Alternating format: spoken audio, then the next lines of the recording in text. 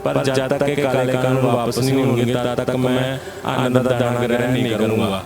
ਤੇ ਮੈਂ ਅन्न ਦਾ ਦਾਣਾ ਗ੍ਰਹਿਣ ਵੀ ਨਹੀਂ ਕਰ ਰਿਹਾ ਜੀ ਉਹਦੇ ਦਾ। ਜੋ ਅਸੀਂ ਕਹਿ ਰਹੇ ਹਾਂ ਵੀ ਸਾਨੂੰ ਚਾਹੀਦਾ ਨਹੀਂ ਹੈ ਤਾਂ ਤੁਸੀਂ ਕਿਉਂ ਜ਼ਬਰਦਸਤੀ ਦੇ ਜਾਂਦੇ ਹੋ? ਜੇ ਸਾਨੂੰ ਚਾਹੀਦਾ ਹੋਏਗਾ ਤੇ ਅਸੀਂ ਬਾਅਦ ਚੋਂ ਦੇਖਾਂਗੇ, ਪਰ ਅੱਜ ਤੁਸੀਂ ਇਹਨੂੰ ਵਾਪਸ ਲੈ ਕੇ ਤੁਸੀਂ ਸਾਨੂੰ ਘਰੋਂ ਘਰੀ ਭੇਜੋ। ਜੇ ਤੁਸੀਂ ਘਰੋਂ ਘਰੀ ਨਹੀਂ ਭੇਜੋਗੇ ਤਾਂ 2024 ਤੱਕ ਵੀ ਬੈਠੇ ਰਹਾਂਗੇ ਇੱਥੇ। ਗਣਤੰਤਰਤਾ ਮੀਨਸ ਗਣ ਮੀਨਸ ਲੋਕਾਂ ਦਾ ਦਿਵਸ ਸੀ। ਜੋ ਉੱਥੇ ਲੋਕ ਚਲੇ ਗਏ ਤਾਂ ਕੀ ਅਪਮਾਨ ਹੋ ਗਿਆ, ਕੀ ਉੱਥੇ ਦੇਸ਼ ਦਰੋਹ ਬਣ ਗਿਆ। ਦੇਸ਼ ਦਰੋਹ ਦਾ ਤਾਂ ਬਣੇ ਜੇ ਉੱਥੇ ਨੁਕਸਾਨ ਹੋਇਆ ਹੋਵੇ ਲਾਲ ਕਿਲੇ ਦਾ, ਜਾਂ ਉੱਥੇ ਤਿਰੰਗੇ ਦਾ ਨੁਕਸਾਨ ਹੋਇਆ ਹੋਵੇ, ਫਿਰ ਹੁੰਦਾ ਦੇਸ਼ ਦਰੋਹ। ਤੁਸੀਂ ਜਿਹੜੇ ਕੋਆਪਰੇਟ ਘਰਾਣਿਆਂ ਨੂੰ ਦਿੱਤਾ, ਤੁਸੀਂ ਉਹ 4 ਸਾਲ ਪਹਿਲਾਂ ਹੀ ਬਣਾਉਣਾ ਸ਼ੁਰੂ ਕਰਤੇ ਉਹਨਾਂ ਨੇ ਗੋਦਾਮ। ਉਹ ਚੀਜ਼ ਮਨਮੋਹਨ ਸਿੰਘ ਨੇ ਨਹੀਂ ਕੀਤੀ ਸੀ। ਮਨਮੋਹਨ ਸਿੰਘ ਜੀ ਨੇ ਕੋਈ ਇਹ ਨਹੀਂ ਰੱਖਿਆ ਸੀ ਵੀ ਮੰਡੀਕਰਨ ਮੂੰਹ ਜ਼ਬਾਨੀ ਕਹਿ ਕੇ ਰੱਖਿਆ ਹੋਵੇ। ਉਹਨਾਂ ਨੇ ਰਿਟਰਨ 'ਚ ਰੱਖਿਆ ਸੀ ਵੀ ਮੰਡੀਕਰਨ ਚਾਲੂ ਰਹੂਗਾ, ਮੰਡੀਕਰਨ ਹੋਰ ਮਜ਼ਬੂਤ ਕੀਤਾ ਜਾਊਗਾ, ਮੰਡੀਕਰਨ ਦੇ ਥਰੂ ਹੀ ਪ੍ਰਾਈਵੇਟ ਸੈਕਟਰ ਨੂੰ ਵੇਚੀ ਜਾਊਗੀ, ਜੋ ਜੀਨਸ ਵੇਚੀ ਜਾਊਗੀ। ਐਮਐਸਪੀ ਜਿਹੜਾ ਹੈਗਾ 86% ਜਿਹੜੇ ਸਾਡੇ ਦੇਸ਼ ਦੇ ਵਿੱਚ ਛੋਟੇ ਕਿਸਾਨ ਆ,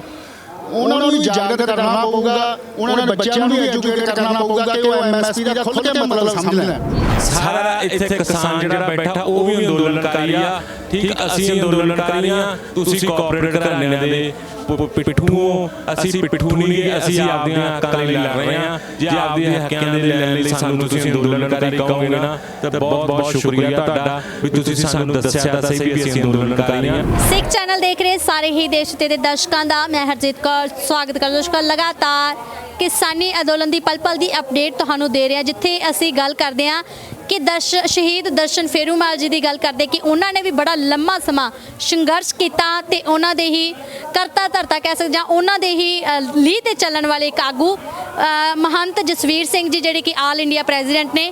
ਸਵਾਗਤ ਕਰਦੇ ਇਹਨਾਂ ਦਾ ਅਸੀਂ ਸਿੱਖ ਚੈਨਲ ਤੇ।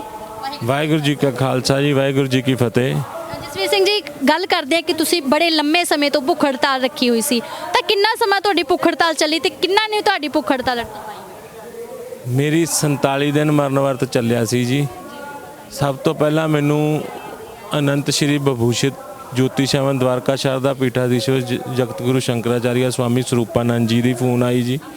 ਉਸ ਤੋਂ ਬਾਅਦ ਮੈਨੂੰ ਆਪਣੇ ਜਥੇਦਾਰ ਅਕਾਲ ਤਖਤ ਸਾਹਿਬ ਜੀ ਉਹਨਾਂ ਦਾ ਫੋਨ ਆਇਆ, ਔਰ ਬਾਬਾ ਲੱਖਾ ਜੀ ਨਾਨਕਸਰ ਕਲੇਰਾਂ ਵਾਲੇ ਬਾਬਾ ਕਾਲਾ ਜੀ ਉਹਨਾਂ ਦਾ ਵੀ ਫੋਨ ਆਇਆ ਜੀ।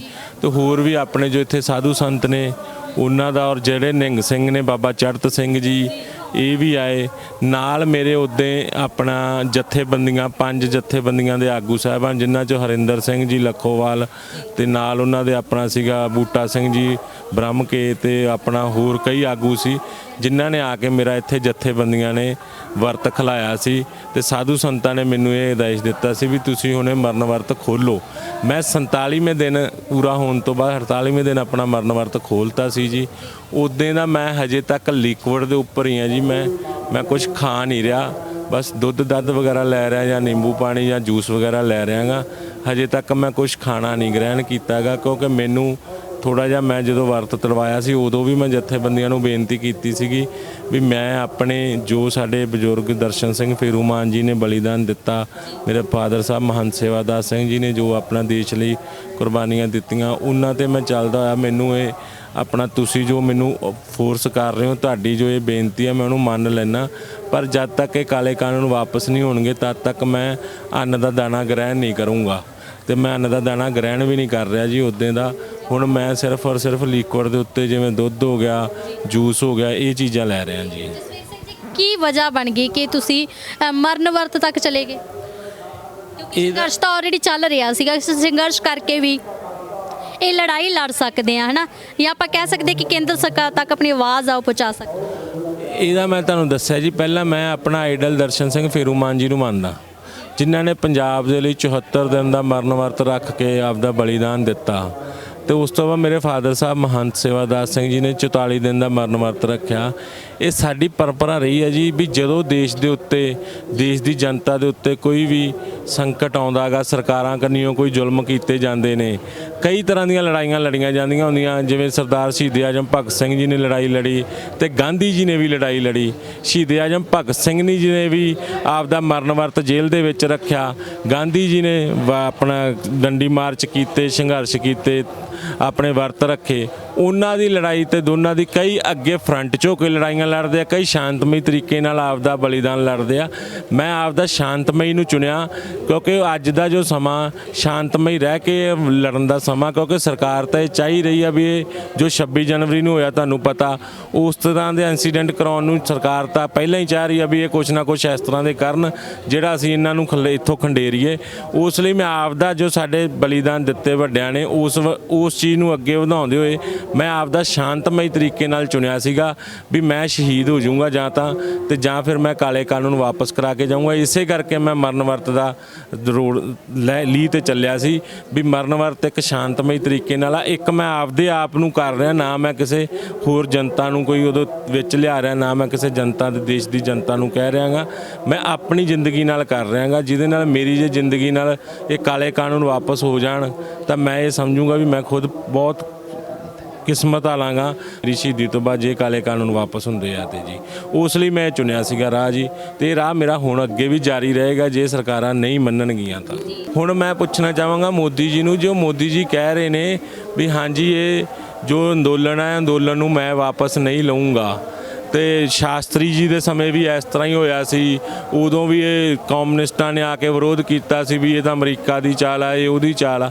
ਕੀ ਤੁਸੀਂ ਸ਼ਾਸਤਰੀ, ਹਾਂਜੀ ਤੁਸੀਂ ਕੀ ਸ਼ਾਸਤਰੀ ਜੀ ਵਾਂਗੂ ਬਣਨਾ ਚਾਹੁੰਦੇ ਹੋ? ਤੁਸੀਂ ਸ਼ਾਸਤਰੀ ਜੀ ਵਾਂਗੂ ਕਦੇ ਨਹੀਂ ਬਣ ਸਕਦੇ, ਕਿਉਂਕਿ ਸ਼ਾਸਤਰੀ ਜੀ ਨੇ ਉਦੋਂ ਜਿਹੜਾ ਮੰਡੀਕਰਨ ਸ਼ੁਰੂ ਕੀਤਾ ਸੀ, ਕੋਆਪਰੇਟ ਘਰਾਣਿਆਂ ਨੂੰ ਨਹੀਂ ਦਿੱਤੀ ਸੀ ਖੇਤੀ ਕੋਆਪਰੇਟ ਘਰਾਣੇ ਨਹੀਂ ਕਰ ਰਹੇ ਸੀ। ਅੱਜ ਤੁਸੀਂ ਕੋਆਪਰੇਟ ਘਰਾਣਿਆਂ ਨੂੰ ਦੇ ਰਹੇ ਹੋ, ਤੁਸੀਂ ਕੋਆਪਰੇਟ ਘਰਾਣਿਆਂ ਨੂੰ ਕਰਕੇ ਇਹ ਤੁਸੀਂ ਦਿਖਾ ਰਹੇ ਹੋ। ਮੈਂ ਤੁਹਾਨੂੰ ਇਹਦਾ ਇੱਕ ਐਗਜ਼ਾਮਪਲ ਦਊਂਗਾ।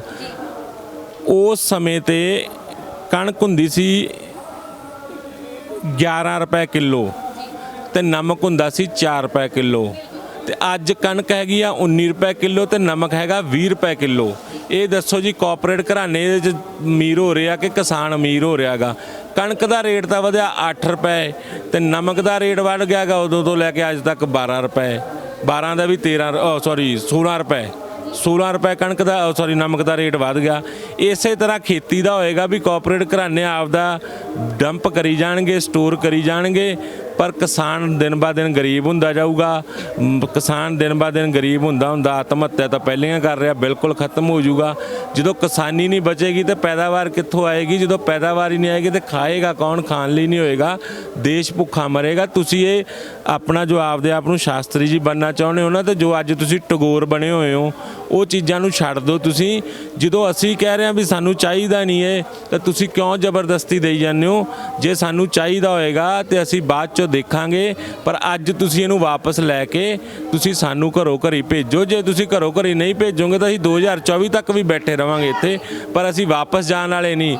ਜਿਹੜਾ ਤੁਸੀਂ ਕਹਿ ਰਹੇ ਹੋ ਵੀ ਹਾਂਜੀ ਇਹ ਅੱਜ ਕਿਸਾਨਾਂ ਦਾ ਅੰਦੋਲਨ ਫਿੱਕਾ ਪੈ ਗਿਆ, ਇਹ ਇਸ ਤਰ੍ਹਾਂ ਹੋ ਗਿਆ, ਹੁਣ ਤੁਹਾਨੂੰ ਮੈਂ ਦੱਸਣਾ ਚਾਹਾਂਗਾ ਜੀ, ਇਹ ਸਾਡੇ ਰਿਲੇਟਿਵ ਨੇ, ਇੱਕ ਆਪਣਾ ਐਕਸ ਸਰਵਿਸਮੈਨ ਨੇ ਜੀ ਐਜੂਕੇਸ਼ਨ ਡਿਪਾਰਟਮੈਂਟ 'ਚੋਂ। ਤੁਸੀਂ ਇਹ ਦੇਖੋ ਅੱਜ ਇਹ ਕਿਸਾਨ ਅੰਦੋਲਨ ਲਈ ਇੱਥੇ ਆਏ ਹੋਏ ਨੇ, ਤੇ ਇਹ ਵੀ ਤੁਹਾਨੂੰ ਆਪਣੇ ਵਿਚਾਰ ਦੱਸਣਗੇ ਵੀ ਜੋ ਇਹ ਮੈਂ ਦਿਖਾਉਣ ਲਈ ਤੁਹਾਡੇ ਚੈਨਲ ਤੇ ਦੱਸ ਰਿਹਾ ਵੀ ਹਾਂ ਇਹ ਅੰਦੋਲਨ ਸਾਡਾ ਫਿੱਕਾ ਨਹੀਂ ਪਿਆ, ਇਹ ਅੱਗੇ ਨਾਲੋਂ ਵੀ ਵੱਧ ਰਿਹਾ ਅੰਦੋਲਨ, ਪਹਿਲਾਂ ਨਾਲੋਂ ਵੀ ਇਹ ਹੋਰ ਕਾਮਯਾਬ ਹੋ ਕੇ ਮਜ਼ਬੂਤ ਹੋ ਕੇ ਖੜਾ ਹੋ ਗਿਆ ਗਾ, ਤੇ ਅੰਦੋਲਨ ਇਹ ਕਾਮਯਾਬ ਹੀ ਹੋ ਕੇ ਵਾਪਸ ਜਾਏਗਾ। ਚਾਹੇ ਤੁਸੀਂ ਜੋ ਮਰਜ਼ੀ ਲਾ ਲਓ, ਇਹ ਗੱਲਾਂ ਵੀ ਸਰਕਾਰ ਨਹੀਂ ਕਰੇਗੀ, ਸਰਕਾਰ ਨੂੰ ਕਰਨਾ ਹੀ ਪਏਗਾ। ਅਸੀਂ ਜਿੱਤ ਜਾਂ ਹਾਰ ਦੀ ਗੱਲ ਨਹੀਂ ਮੰਨ ਰਹੇ, ਅਸੀਂ ਤਾਂ ਇਹ ਕਹਿ ਰਹੇ ਹਾਂ ਵੀ ਸਰਕਾਰ ਅੱਜ ਵੀ ਵਾਪਸ ਲੈ ਲੇ ਤਾਂ ਲੋਕ ਸਰਕਾਰ ਨਾਲ ਖੜ ਜਾਣਗੇ। ਸ਼ਾਇਦ ਦੁਬਾਰਾ ਮੋਦੀ ਜੀ, ਸ਼ਾਇਦ ਨਹੀਂ ਅਸੀਂ ਕਵਾਂਗੇ ਪੱਕੇ ਆ ਜਾਣਗੇ ਦੁਬਾਰਾ, ਤੇ ਜੇ ਮੋਦੀ ਜੀ ਇਸੇ ਚੀਜ਼ ਤੇ ਅੜੇ ਰਹੇ ਤਾਂ ਮੋਦੀ ਜੀ ਦੁਬਾਰਾ ਕੀ ਜ਼ਿੰਦਗੀ 'ਚ ਬੀਜੇਪੀ ਨਹੀਂ ਆਏਗੀ। ਜਸਵੀਰ ਸਿੰਘ ਜੀ, ਜਿਸ ਤਰ੍ਹਾਂ ਆਪਾਂ ਗੱਲ ਕਰਦੇ ਸੀਗੇ, ਤੁਸੀਂ ਵੀ ਕਿਹਾ ਕਿ ਲਾਲ ਕਿਲੇ ਤੇ ਝੰਡਾ ਤਿਰੰਗਾ ਵੀ ਲਹਿਰਾਇਆ ਗਿਆ। ਅੱਜ ਦੀਪ ਸਿੱਧੂ ਦੀ ਗ੍ਰਿਫਤਾਰੀ ਹੁੰਦੀ ਹੈ, ਲੱਖਾਂ ਲੋਕ ਉਸ ਲਾਲ ਕਿਲੇ ਦੇ ਵਿੱਚ ਜਾਂਦੇ ਨੇ, ਉਹਨਾਂ ਨੂੰ ਵੀ ਦੇਸ਼ ਧਰੋਹੀ ਕਹਿਣਾ ਤੁਹਾਨੂੰ ਲੱਗਦਾ ਕਿ ਠੀਕ ਹੋਊਗਾ ਜਿਸ ਤਰ੍ਹਾਂ ਦੀਪ ਸਿੱਧੂ ਨੂੰ ਕਹਿ ਦਿੱਤਾ ਗਿਆ? ਦੇਸ਼ ਧਰੋਹੀ ਅੱਜ ਕੋਈ ਨਹੀਂ ਗਾ ਜੀ ਉੱਥੇ। ਦੇਸ਼ ਧਰੋਹੀ ਤਾਂ ਹੋਵੇ ਜੇ ਕੋਈ ਉੱਥੇ ਤਿਰੰਗੇ ਦਾ ਅਪਮਾਨ ਹੋਇਆ ਹੋਵੇ। ਤਿਰੰਗਾ ਤਾਂ ਸਰਕਾਰ ਨੇ ਚੜਾਇਆ ਹੀ ਨਹੀਂ ਹੋਇਆ ਸੀ ਉੱਥੇ, ਤੇ ਨਾਲੇ ਉਹ 26 ਜਨਵਰੀ ਗਣਤੰਤਰਤਾ ਦਿਵਸ ਗਣਤੰਤਰਤਾ ਮੀਨਸ ਗਣ ਮੀਨਸ ਲੋਕਾਂ ਦਾ ਦਿਵਸ ਸੀ। ਜੇ ਉੱਥੇ ਲੋਕ ਚਲੇ ਗਏ ਤਾਂ ਕੀ ਅਪਮਾਨ ਹੋ ਗਿਆ, ਕੀ ਉੱਥੇ ਦੇਸ਼ ਦਰੋਹ ਬਣ ਗਿਆ। ਦੇਸ਼ ਦਰੋਹ ਦਾ ਤਾਂ ਬਣੇ ਜੇ ਕੋਈ ਉੱਥੇ ਨੁਕਸਾਨ ਹੋਇਆ ਹੋਵੇ ਲਾਲ ਕਿਲੇ ਦਾ ਜਾਂ ਉੱਥੇ ਤਿਰੰਗੇ ਦਾ ਨੁਕਸਾਨ ਹੋਇਆ ਹੋਵੇ, ਫੇਰ ਹੁੰਦਾ ਦੇਸ਼ ਦਰੋਹ। ਦੇਸ਼ ਦਰੋਹ ਬਣਦਾ ਜਿਹੜਾ ਉਹ ਅਸਲ 'ਚ ਬਣਦਾ ਗਾ ਜਿਹੜਾ ਗੋਸਵਾਮੀ ਆ ਆਰ ਰਿਪਬਲਿਕ ਟੀਵੀ ਦਾ, ਉਹਦੇ ਤੇ ਦੇਸ਼ ਦਰੋਹ ਬਣਦਾ ਗਾ ਜਿਹਨੇ ਹਿੰਦੁਸਤਾਨ ਦੀ ਸੀਕ੍ਰੇਸੀ ਲੀਕ ਕੀਤੀ ਚੈਟ ਕਰਕੇ, ਉਹਦੇ ਤੇ ਕਰੋ ਤੁਸੀਂ ਦੇਸ਼ ਦਰੋਹ ਦਾ ਪਰਚਾ। ਇਹ ਭੋਲੇ ਭਾਲੇ ਲੋਕਾਂ ਤੇ ਨਹੀਂ, ਇਹਨਾਂ ਨੇ ਕੋਈ ਦੇਸ਼ ਦਰੋਹ ਦਾ ਪਰਚਾ ਕੁਝ ਨਹੀਂ ਕੀਤਾ। ਇਹ ਤਾਂ ਤਿਰੰਗਾ ਲੈ ਕੇ ਗਏ ਆ, ਨਾਲ ਜਥੇਬੰਦੀਆਂ ਦੇ ਝੰਡੇ ਲੈ ਕੇ ਗਏ ਆ, ਨਾਲ ਪੰਥ ਦਾ ਝੰਡਾ ਲੈ ਗਏ ਆ ਸਾਡੇ। ਇਹਦੇ ਨਾਲ ਦੇਸ਼ ਦਰੋਹ ਨਹੀਂ ਗਾ, ਦੇਸ਼ ਦਰੋਹ ਤਾਂ ਆਪਣਾ ਗੋਸਵਾਮੀ ਨੇ ਕੀਤਾ। ਅਸਲ 'ਚ ਜੇ ਸਰਕਾਰ ਦੇਸ਼ ਦਰੋਹ ਦਾ ਪਰਚਾ ਕਰਨੀ ਹੈ ਨਾ ਤੇ ਸਰਕਾਰ 'ਚ ਹਿੰਮਤ ਆ ਤਾਂ ਗੋਸਵਾਮੀ ਤੇ ਕਰੇ, ਇਹਨਾਂ ਨਾਲ ਕੋਈ ਫਰਕ ਨਹੀਂ ਪੈਣ ਵਾਲਾ। ਜੇ ਤੁਸੀਂ ਸੋਚੋ ਵੀ ਅੱਜ ਦੀਪ ਸਿੱਧੂ ਨੂੰ ਬਹਾ ਕੇ ਅਸੀਂ ਉੱਥੇ ਜੋ ਚਾਹਾਂਗੇ ਉਹ ਬੁਲਵਾ ਲਾਂਗੇ ਤੇ ਉਹਦੇ ਨਾਲ ਅੰਦੋਲਨ ਫਿੱਕਾ ਪੈ ਜਾਏਗਾ, ਇਹ ਗੱਲਾਂ ਨੂੰ ਭੁੱਲ ਜਾਣ। ਅੰਦੋਲਨ ਪਹਿਲਾਂ ਨਾਲੋਂ ਵੀ ਨਿਖਰ ਕੇ ਆਇਆ ਤੇ ਜੇ ਇਹੋ ਜਿਹੀ ਗੰਦੀਆਂ ਰਾਜਨੀਤੀਆਂ ਕਰਨਗੇ ਤਾਂ ਅੰਦੋਲਨ ਹੋਰ ਨਿਖਰ ਕੇ ਆਏਗਾ। ਅੰਦੋਲਨ ਤਦ ਤੱਕ ਇਹ ਖਤਮ ਨਹੀਂ ਹੋਣਾ ਜਦ ਤੱਕ ਕਾਲੇ ਕਾਨੂੰਨ ਨਹੀਂ ਖਤਮ ਹੋਣਗੇ। ਜੀ ਤੁਸੀਂ ਮੰਨਦੇ ਹੋ ਜਾਂ ਤੁਹਾਨੂੰ ਲੱਗਦਾ ਕਿ ਕੇਂਦਰ ਸਰਕਾਰ ਦੀ ਬਖਲਾਹਟ ਹੈ ਜਿਹੜੀ ਉਹ ਨਜ਼ਰ ਆ ਰਹੀ ਹੈ? ਕਿਉਂਕਿ ਇੱਕ ਪਾਸੇ ਕਿਹਾ ਜਾਂਦਾ ਕਿ ਜਿੱਥੇ ਡਾਕਟਰ ਮਨਮੋਹਨ ਸਿੰਘ ਜੀ ਦੀ ਗੱਲ ਕਰਦੇ ਕਿ ਇਹ ਬਿੱਲ ਉਹਨਾਂ ਨੇ ਲਿਆਂਦੇ ਸੀ, ਅਸੀਂ ਤਾਂ ਪਾਸ ਕੀਤੇ ਆ, ਤੇ ਫਿਰ ਇਹ ਵੀ ਗੱਲ ਕਹੀ ਜਾਂਦੀ ਹੈ ਕਿ ਕਿਸਾਨ ਜਿਹੜਾ ਅੰਦੋਲਨ ਕਰ ਰਹੇ ਨੇ ਉਹ ਚਲੇ ਜਾਣ, ਅਸੀਂ ਗੱਲ ਕਰਨ ਲਈ ਤਿਆਰ। ਕਿਸ ਤਰ੍ਹਾਂ ਦੇਖਦੇ? ਮਨਮੋਹਨ ਸਿੰਘ ਨੇ ਲਿਆਂਦੇ ਸੀ ਜੀ, ਚਲੋ ਮੰਨ ਲੈਂਦੇ ਹਾਂ ਮਨਮੋਹਨ ਸਿੰਘ ਜੀ ਨੇ ਲਿਆਂਦੇ ਸੀ, ਪਰ ਮਨਮੋਹਨ ਸਿੰਘ ਨੇ ਉਹਦੇ 'ਚ ਇਹ ਰੱਖੀ ਸੀ ਗੱਲ ਵੀ ਲਿਖਤ ਦੇ ਵਿੱਚ ਰੱਖਿਆ ਸੀ ਵੀ ਮੰਡੀਕਰਨ ਚਾਲੂ ਰਹੂਗਾ। ਤੁਸੀਂ ਵੀ ਲਿਖਤ 'ਚ ਦੇ ਦਿਓ, ਤੁਸੀਂ ਮੂੰਹ ਜਵਾਨੀ ਕਹੀ ਜਾਂਦੇ ਹੋ ਮੰਡੀਕਰਨ ਚਾਲੂ ਰਹੂਗਾ, ਮੰਡੀਕਰਨ ਚਾਲੂ ਰਹੂਗਾ, ਲਿਖਤ 'ਚ ਕਿਉਂ ਨਹੀਂ ਦੇ ਰਹੇ? ਤੁਸੀਂ ਲਿਖਤ 'ਚ ਤਾਂ ਦਿਓ। ਇਹੋ ਜਿਹੀਆਂ ਗੱਲਾਂ ਜੋ ਤੁਸੀਂ ਪੁਆਇੰਟ ਰੱਖੇ ਆ ਵਿੱਚ ਵੀ ਹਾਂਜੀ ਅਸੀਂ ਉਸ ਟਾਈਮ ਤੇ ਤੁਹਾਡਾ ਹਜੇ ਬਿੱਲ ਪਾਸ ਨਹੀਂ ਹੋਏ, ਤੁਸੀਂ ਜਿਹੜੇ ਕੋਆਪਰੇਟ ਘਰਾਣਿਆਂ ਨੂੰ ਦਿੱਤਾ ਤੁਸੀਂ ਉਹ 4-4 ਸਾਲ ਪਹਿਲਾਂ ਹੀ ਬਣਾਉਣਾ ਸ਼ੁਰੂ ਕਰਤੇ ਉਹਨਾਂ ਨੇ ਗੋਦਾਮ। ਉਹ ਚੀਜ਼ ਮਨਮੋਹਨ ਸਿੰਘ ਨੇ ਨਹੀਂ ਕੀਤੀ ਸੀ। ਮਨਮੋਹਨ ਸਿੰਘ ਜੀ ਨੇ ਕੋਈ ਇਹ ਨਹੀਂ ਰੱਖਿਆ ਸੀ ਵੀ ਮੰਡੀਕਰਨ ਮੂੰਹ ਜਵਾਨੀ ਕਹਿ ਕੇ ਰੱਖਿਆ ਹੋਵੇ, ਉਹਨਾਂ ਨੇ ਰਿਟਰਨ 'ਚ ਰੱਖਿਆ ਹੋਇਆ ਸੀ ਵੀ ਮੰਡੀਕਰਨ ਚਾਲੂ ਰਹੂਗਾ, ਮੰਡੀਕਰਨ ਨੂੰ ਹੋਰ ਮਜ਼ਬੂਤ ਕੀਤਾ ਜਾਊਗਾ, ਮੰਡੀਕਰਨ ਦੇ ਥਰੂ ਹੀ ਪ੍ਰਾਈਵੇਟ ਸੈਕਟਰ ਨੂੰ ਵੇਚੀ ਜਾਊਗੀ ਜੋ ਜੀਨਸ ਵੇਚੀ ਜਾਊਗੀ। ਇਹ ਨਹੀਂ ਵੀ ਪ੍ਰਾਈਵੇਟ ਸੈਕਟਰ ਸਿੱਧਾ ਜਾ ਕੇ ਚੱਕ ਲੂਗਾ। ਚਲੋ ਤੁਸੀਂ ਪ੍ਰਾਈਵੇਟ ਸੈਕਟਰ ਨੂੰ ਕਹਿ ਰਹੇ ਹੋ, ਤੁਸੀਂ ਦੋ ਗੱਲਾਂ ਕਰ ਦਿਓ ਜੀ, ਮੰਡੀਕਰਨ ਤੁਸੀਂ ਲਿਖਤ 'ਚ ਦੇ ਦਿਓ ਵੀ ਮੰਡੀਕਰਨ ਚੱਲ ਹੀ ਰਹੂਗਾ, ਤੇ ਜੋ MSP ਤੁਸੀਂ ਰੱਖੀ ਆ ਉਹ MSP ਲਿਖਤ 'ਚ ਦੇ ਜੋ ਵੀ MSP ਚੱਲਦੀ ਰਹੇਗੀ, ਤੇ MSP ਤੋਂ ਥੱਲੇ ਕੋਈ ਵੀ ਚਾਹੇ ਪ੍ਰਾਈਵੇਟ ਸੈਕਟਰ ਹੋਵੇ ਚਾਹੇ ਮੰਡੀਕਰਨ ਹੋਵੇ ਉਦੋਂ ਥੱਲੇ ਕੋਈ ਵੀ ਕਿਸਾਨ ਤੋਂ ਖਰੀਦ ਨਹੀਂ ਪਾਊਗਾ। ਇਹ ਚੀਜ਼ ਦੇ ਦਿਓ, ਅਸੀਂ ਅੱਜ ਹੀ ਵਾਪਸ ਜਾ ਵੜਾਂਗੇ, ਸਾਨੂੰ ਕੀ ਆ। ਹੋਰ ਕਹੀ ਜਾਂਦੀ ਹੈ ਕਿ ਜੇ ਛੋਟੇ ਘਰਾਣੇ ਹੈਗੇ ਆ ਜਾਂ ਛੋਟੇ ਕਿਸਾਨ ਹੈਗੇ ਉਹਨਾਂ ਨੂੰ ਸ਼ਾਇਦ ਇਸ ਬਿੱਲਾਂ ਦਾ ਫਾਇਦਾ ਹੋ ਸਕਦਾ। ਉਹਨਾਂ ਨੂੰ ਤਾਂ ਸਾਰਿਆਂ ਨਾਲੋਂ ਵੱਡਾ ਨੁਕਸਾਨ ਆ ਜੀ। ਹੁਣ 25 ਸਾਲ ਦਾ ਉਹਨਾਂ ਨੇ ਕਰ ਲਿਆ ਐਗਰੀਮੈਂਟ, ਠੀਕ, 2.5 ਕਿੱਲੇ ਵਿਚਾਰੇ ਦੀ ਜ਼ਮੀਨ ਆ, ਉਹਦੇ 'ਚ 25 ਸਾਲ ਉਹਨੇ ਐਗਰੀਮੈਂਟ ਕਰਤਾ ਵੀ ਹਾਂ ਤੇਰੇ ਨਾਲ ਮੇਰਾ ਐਗਰੀਮੈਂਟ ਆ, 3 ਸਾਲ ਉਹਨੇ ਦੇਤਾ ਮਨਮਰਜ਼ੀ ਦੀ। ਜਦੋਂ ਮੰਡੀਕਰਨ ਖਤਮ ਹੋ ਗਿਆ, ਜਦੋਂ ਆੜਤੀਆ ਖਤਮ ਹੋ ਗਿਆ, ਉਦੋਂ ਬਾਅਦ ਉਹੀ ਬੰਦਾ ਆ ਕੇ ਕਹੇਗਾ ਜੀ ਤੈਨੂੰ ਮੈਂ ਬੀਜ ਇੰਨਾ ਦਿੱਤਾ ਸੀ, ਤੈਨੂੰ ਮੈਂ ਆਹ ਬੀਜ ਦਿੱਤਾ ਸੀ, ਤੇਰੀ ਪੈਦਾਵਾਰ ਆ ਨਿਕਲੀ ਆ, ਇਹ ਪੈਦਾਵਾਰ ਸਾਡੇ ਉਸ ਹਿਸਾਬ ਨਾਲ ਹੋਈ ਨਹੀਂ ਗੀ। ਜਦੋਂ ਸਾਡੇ ਹਿਸਾਬ ਨਾਲ ਨਹੀਂ ਹੋਈ ਤੇ ਅਸੀਂ ਤਾਂ ਇਹ ਰੇਟ ਤੇ ਲੈਣੀ ਨਹੀਂ ਗੀ, ਅਸੀਂ ਤਾਂ ਇਸ ਤੋਂ ਥੱਲੇ ਰੱਖਾਂਗੇ। ਇਸੇ ਲਈ ਤਾਂ ਅਸੀਂ ਕਹਿ ਰਹੇ ਹਾਂ ਵੀ ਤੁਸੀਂ MSP ਰਿਟਰਨ 'ਚ ਦਿਓ ਤੇ ਨਾਲ ਇਹ ਕਹੋ ਵੀ ਜੋ MSP ਹੋਊਗੀ ਉਹ ਤੋਂ ਥੱਲੇ ਪ੍ਰਾਈਵੇਟ ਸੈਕਟਰ ਵਾਲਾ ਕੋਈ ਵੀ ਚੱਕ ਨਹੀਂ ਸਕੇਗਾ। ਤੇ ਸਾਨੂੰ ਕੋਈ ਨਹੀਂਗਾ, ਜੇ ਤੁਸੀਂ ਰਿਟਰਨ 'ਚ ਨਹੀਂ ਦੇ ਰਹੇ ਤਾਂ ਸਾਫ਼ ਦੇਖ ਰਿਹਾ ਵੀ ਗਰੀਬ ਕਿਸਾਨ ਜਿਹੜਾ 2.5 ਕਿੱਲੇ ਤੋਂ ਥੱਲੇ ਦਾ ਉਹਦੀ ਆਤਮ ਹੱਤਿਆ ਹੋਏਗੀ। ਇਸੇ ਲਈ ਤਾਂ ਸਰਕਾਰ ਦੇ ਨਹੀਂ ਰਹੀਗੀ। ਸਰਕਾਰ ਨੂੰ ਪਤਾ ਵੀ ਹਾਂ ਕੋਆਪਰੇਟ ਘਰਾਣਿਆਂ ਲਈ ਇਹ ਮੰਨੇਗਾ ਨਹੀਂ, ਕੋਆਪਰੇਟ ਘਰਾਣੇ ਦੇ ਲਈ ਸਾਡੇ ਫਾਂਸੀ ਪਊਗੀ ਗੱਲ 'ਚ। ਉਹ ਆਪਦੀ ਗੱਲ ਦੀ ਫਾਂਸੀ ਕਿਸਾਨਾਂ ਦੇ ਉੱਤੇ ਪਾ ਰਹੀ ਆ। ਜੇ ਆਪਦੀ ਗੱਲ ਦੀ ਫਾਂਸੀ ਉਹ ਕਿਸਾਨਾਂ ਦੇ ਉੱਤੇ ਪਾ ਕੇ ਚਾਹੁੰਦੀ ਆ ਵੀ ਅਸੀਂ ਬਾਜੀ ਆ, ਪਰ ਇਹ ਚੀਜ਼ ਨਹੀਂ ਹੋਊਗੀ। ਇਹਨਾਂ ਨੂੰ ਇਹ ਕਰਨਾ ਹੀ ਪਏਗਾ। ਜੇ ਚਾਹੁੰਦੇ ਆ ਵੀ ਹਾਂ ਅਸੀਂ ਉੱਠਣ ਨਹੀਂ ਦੇਣਾ, ਨਾ ਉੱਠਣ ਦੇਣਾ, ਅਸੀਂ 2024 ਤੱਕ ਬੈਠੇ ਰਵਾਂਗੇ, ਪਰ ਅਸੀਂ ਜਾਣ ਵਾਲੇ ਨਹੀਂ, ਵਾਪਸ ਇਹ ਕਾਲੇ ਕਾਨੂੰਨ ਕਰਾ ਕੇ ਜਾਵਾਂਗੇ ਵਾਪਸ। ਦਰਸ਼ਕੋ ਸਾਡੇ ਨਾਲ ਐਜੂਕੇਟਡ ਡਿਪਾਰਟਮੈਂਟ ਤੋਂ ਵੀ ਬੈਠੇ ਨੇ ਤੇ ਨਾਲ ਹੀ ਜਿੱਥੇ ਪੰਜਾਬ ਐਜੂਕੇਸ਼ਨ ਦੀ ਗੱਲ ਕरें ਉਹਨਾਂ ਦੇ ਮੈਨੇਜਰ ਵੀ ਮੌਜੂਦ ਨੇ, ਤੇ ਇਹ ਗੱਲ ਹੁਣ ਇੱਥੇ ਮੰਨਣੀ ਪਊਗੀ ਕੇਂਦਰ ਸਰਕਾਰ ਨੂੰ, ਕਿਉਂਕਿ ਉਹ ਕਿਹਾ ਬਹੁਤ ਸਮੇਂ ਤੋਂ ਇਸ ਕਿਸਾਨੀ ਅੰਦੋਲਨ ਤੇ ਟਿੱਪਣੀਆਂ ਕੀਤੀਆਂ ਜਾਂਦੀਆਂ ਸੀ। ਇੱਥੋਂ ਤੱਕ ਵੀ ਕਿਹਾ ਜਾਂਦਾ ਸੀਗਾ ਕਿ ਇਹ ਅਨਪੜ੍ਹ ਕਿਸਾਨ ਨੇ, ਇਹਨਾਂ ਨੂੰ ਸਮਝ ਨਹੀਂ ਆ ਰਹੇ ਬਿੱਲ, ਅਸੀਂ ਸਮਝਾਉਣੇ ਆ, ਇੱਦਾਂ ਦੀਆਂ ਗੱਲਾਂ ਵੀ ਚੱਲ ਰਹੀਆਂ ਸੀ। ਪਰ ਹੁਣ ਤੁਸੀਂ ਦੇਖੋ ਕਿ ਜਿੱਥੇ ਇਹਨੇ ਵੱਡੇ ਐਜੂਕੇਸ਼ਨ ਡਿਪਾਰਟਮੈਂਟ ਤੋਂ ਵੀ ਇਸ ਕਿਸਾਨੀ ਅੰਦੋਲਨ ਨੂੰ ਸਮਰਥਨ ਦੇਣ ਆ ਰਹੇ ਹੋਣ, ਤਾਂ ਕਿਸ ਤਰ੍ਹਾਂ ਲੱਗਦਾ ਕਿ ਇਹ ਕਿਸਾਨੀ ਅੰਦੋਲਨ ਦੇ ਵਿੱਚ ਬੈਠੇ ਕਿਸਾਨ ਪੜ੍ਹੇ ਲਿਖੇ ਨੇ ਜਾਂ ਇਹਨਾਂ ਨੂੰ ਬਿੱਲ ਸਮਝ ਨਹੀਂ ਆ ਰਹੇ। ਸੋ ਸਾਡੇ ਨਾਲ ਮੌਜੂਦ ਨੇ ਡਿਪਾਰਟਮੈਂਟ ਐਜੂਕੇਸ਼ਨ ਡਿਪਾਰਟਮੈਂਟ ਤੋਂ, ਨਾਮ ਕੀ ਜੀ? ਹਾਂਜੀ, ਵਿਜੇ ਸ਼ਰਮਾ ਜੀ, ਮੈਂ ਰਿਟਾਇਰਡ ਹੈਡ ਮਾਸਟਰ ਹਾਂ। ਹਾਂਜੀ, ਮੈਂ ਦੱਸਣਾ ਚਾਹੁੰਦਾ ਹੈ ਜੀ, ਜਿਹੜਾ ਕਿਸਾਨੀ ਅੰਦੋਲਨ ਆ ਇਹ ਬਹੁਤ ਪਹਿਲਾਂ ਸ਼ੁਰੂ ਹੋ ਜਾਣਾ ਚਾਹੀਦਾ ਸੀਗਾ, ਕਿਉਂਕਿ ਜਿਹੜੀ MSP ਹੈਗੀ ਬਹੁਤ ਹੀ ਘੱਟ ਹੈਗੀ ਆ। ਕੋਈ ਨਹੀਂ ਮਿਲ ਰਹੀ ਤੇ ਹੁਣ ਕਹਿੰਦੇ ਗਾਰੰਟੀ ਦੇਵਾਂਗੇ। ਹਾਂਜੀ ਹਾਂਜੀ, ਕੋਈ ਗਾਰੰਟੀ ਨਹੀਂ ਮਿਲਣੀ, ਸਿਰਫ ਭਰੋਸਾ ਹੀ ਆ ਜੀ ਇਹਨਾਂ ਦੇ ਉੱਪਰ। ਭਰੋਸੇ ਨਾਲ ਦੇਸ਼ ਨਹੀਂ ਚੱਲਦਾ ਹੁੰਦਾ ਹੈਗਾ। ਤੁਸੀਂ ਦੇਖੋ 10 ਰੁਪਏ ਕਿਲੋ ਗੋਭੀ, ਉਹ ਵੀ ਸੜਕਾਂ ਦੇ ਸਿੱਟਦੇ, ਆਲੂ ਸੜਕਾਂ ਦੇ ਸਿੱਟਦੇ, ਹੋਰ ਨਹੀਂ ਕੋਈ ਚੀਜ਼ ਸੜਕਾਂ 'ਤੇ ਸਿੱਟੀ ਜਾਂਦੀ ਹੈ। ਉਹਨਾਂ ਨੂੰ ਆਪਦਾ ਮੁੱਲ, ਇਹ ਕੋਈ ਚੀਜ਼ ਐ ਚੱਕ ਕੇ ਥੋੜਾ ਐ ਦੇ ਦੇਣੀ ਹੈਗੀ। ਉਹ ਕਿੰਨਾ ਚਿਰ ਪਾਲਦੇ, ਉਹਦੀ ਰੱਖਿਆ ਕਰਦੇ, ਉਹਨੂੰ ਸਪਰੇਆਂ ਕਰਦੇ ਹੈਗੇ ਆ। 10 ਰੁਪਏ ਕਿੱਥੇ ਗੱਲ ਜਾਂਦੀ ਹੈਗੀ ਆ। ਕੋਈ ਮੈਂ ਖੁਦ ਰੇਹੜੀ ਵਾਲਿਆਂ ਨੂੰ ਪੁੱਛਿਆ ਲਈ ਤੁਹਾਨੂੰ ਕੋਈ ਚੀਜ਼ 10 ਰੁਪਏ ਮਿਲਦੀ ਆ? ਉਹ ਕਹਿੰਦੇ ਨਹੀਂ। ਮੈਂ ਕਿਹਾ ਤੁਸੀਂ ਪੂਲ ਕਰ ਲਓ, ਕਹਿੰਦੇ ਪੂਲ ਹੋਣ ਨਹੀਂ ਦਿੰਦੀ ਗਵਰਨਮੈਂਟ, ਕਹਿੰਦੀ ਆ ਕਿ ਕਦੇ। ਤੁਸੀਂ ਦੇਖੋ ਇਹ ਤਰਸ ਵਾਲੀ ਗੱਲ ਹੈਗੀ ਉਹਨਾਂ ਤੇ। ਮੈਂ ਉਹਨਾਂ ਨਾਲ 2 ਮਿੰਟ ਉਹਨਾਂ ਨੂੰ ਮੂੰਹ ਵੱਲ ਝਾਕਦਾ ਰਹਿਣਾ ਲਈ, ਇਹ 10 ਰੁਪਏ ਕਿਲੋ ਗੋਭੀ ਵੇਚੀ ਜਾਂਦੇ ਹੈਗੇ ਆ ਇਹ। ਤੇ ਲੈ ਵੀ ਹੋਰ, ਮੈਂ ਕਿਹਾ ਤੁਹਾਨੂੰ ਕੋਈ ਚੀਜ਼ ਸਸਤੀ ਮਿਲਦੀ? ਕਹਿੰਦੇ ਸਾਨੂੰ ਕੋਈ ਚੀਜ਼ ਨਹੀਂ ਸਸਤੀ ਮਿਲਦੀ ਹੈਗੀ ਗੇ।